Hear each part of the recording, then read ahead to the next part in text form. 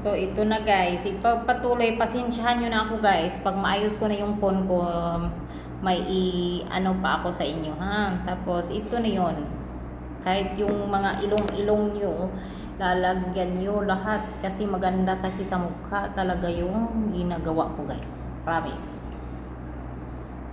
Ayun. Lagi tayong nakukubid.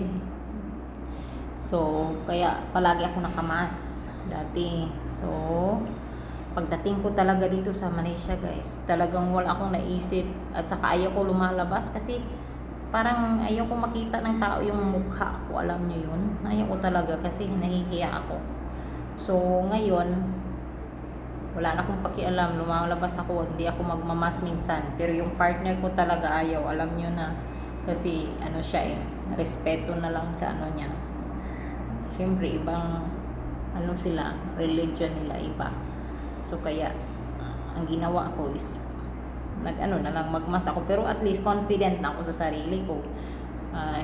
Kumakain sa labas, hindi ko na mag-atubili na tanggalin yung mask ko kasi maganda na yung mukha ko, yung skin ng mukha ko. So kayo guys, ano pang hinihintay nyo? Try nyo na guys, lalo yung mga makakapal na mga milasma dyan. Huwag na kayong isip kung ano dyan guys, basta try nyo. Hindi ko naman sinabi na i-effect sa inyo, pero try nyo lang, malay mo. Ako talaga, yung mukha ko, ewan ko lang, wala akong masabi. Napagkahirap tingnan yung mukha ko sa salamin.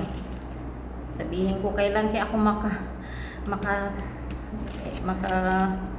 ano dito sa problema kong to, malagpasan yung problema ko sa mukha ko.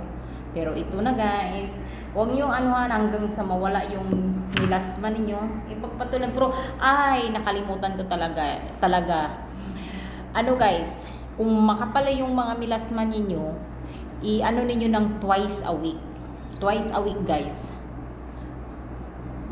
Ilagay niyo sa mukha. Hindi yung araw-araw guys ha. Baka magkaano yung infection, anong tawag yan, makati yung mukha. Hindi iba-iba tayo ng texture ng skin natin. So, twice a week lang nyo ito gagamitin guys ha. Huwag nyo gamitin araw-araw. So, para hindi masira yung mga beauty skin natin. Okay? So, thank you so much sa pagsubaybay ng aking beauty tips. Okay? Please naman pa-subscribe, pa-like and share, and don't forget to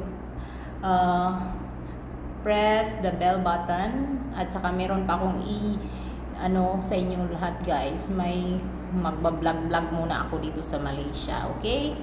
Okay.